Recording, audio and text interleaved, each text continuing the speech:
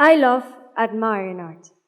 I love going to a museum, standing in front of a painting, staring at it, and let the most abstract and absurd ideas invade my mind, until I develop really close feelings with what I'm seeing. One of my favorite styles is realism, and one of my favorite artists is Edward Hopper. However, I don't like looking on the internet for the meaning of realism or the purpose of the painting. Instead, I build my own opinion in my head. All of the paintings of Edward Hopper represent a moment of our daily life. It can be a man reading the newspaper, a woman staring outside the window just after waking up, a person taking coffee in a bar. All of the actions represented by the artist are all actions we are so used to doing that we never enjoy them. Just live them. So when I discovered this style, looking at these moments framed in a painting helped me value much more all the things I do, even the most stupid and insignificant ones. And this was really relevant for me, because as a teenager, I have struggled many times to view things positively. As a 15-year-old teenager, I am a student, which means exams, pressure, grades, stress. I'm a person who takes really seriously school, so I got a lot of anxiety, got overwhelmed easily, hated receiving constructive critics, although I knew they were meant to help me. And so I started to focus on a really far away future, a way of exams and stress that made me forget about living and enjoying the present as much as I could. And it is true, teenagers always imagine idyllic futures at some point, because it is true, being a teenager is not easy at all.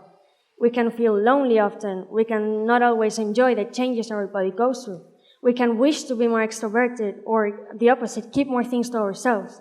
And we become more conscious about things, or get into trouble and break the rules for doing things we shouldn't do that we consider correct or okay. So all of these problems teenagers face can make us focus on a really faraway future, in some unrealistic ways that can make us forget about living and enjoying the present.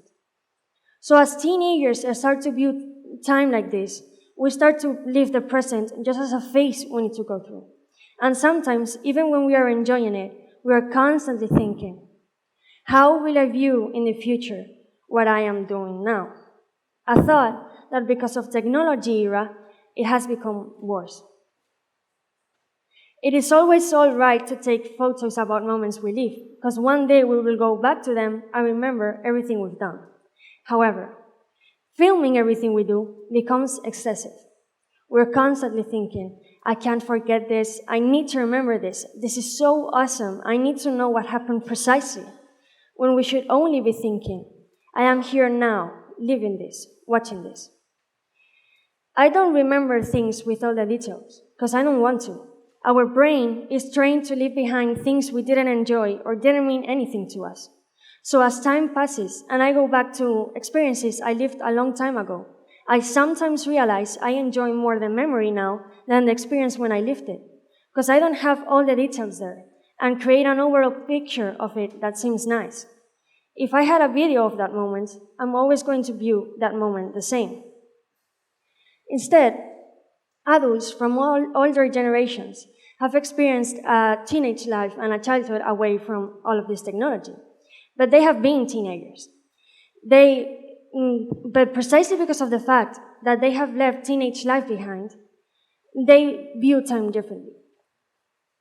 While adults know what real life, while teenagers imagine idyllic futures, adults know what real life is. Adults know what university conveys, what taxes mean, salaries mean, going to work is, maintaining a house is. Adults know that real life is not the idyllic futures teenagers imagine. So precisely because of this, they view time differently and often learn how to value it. For example, my parents do not always enjoy going to work. They can sometimes find it tedious and boring. But they know that if they're not enjoying their day at work, they've got the rest of the afternoon to make their time worth it. It can be eating together while watching TV. It can be taking a nap, reading a book, looking at their phones, going to do a sport. It can be the most stupid and insignificant thing you could imagine of. Something you would only do to kill time. My parents have learned how to value it and use it to make the rest of the day and rest of the time valuable. And we may also mention the curse of time, because we all age, whether we admit it or not. While teenagers may think it's going to be so cool when we're in our 20s, 20-year-old people may think, I'm here to live life and I'm not going to waste it.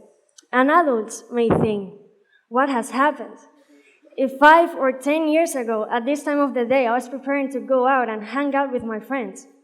This means time is not only new wrinkles in our face, it's responsibilities that build up, forcing us to leave behind things we loved doing in the past.